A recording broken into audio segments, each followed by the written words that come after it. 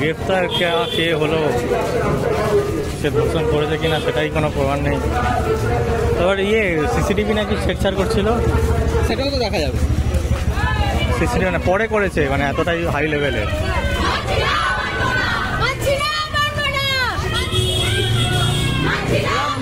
যদি বাধ্য না করতো যে পোস্টমর্টমের সময় বাকি ডাক্তাররা থাকবে, বাকি পিজিডিরা থাকবে, তাহলে পোস্টমর্টম রিপোর্টে ওটা আসতো না। আচ্ছা।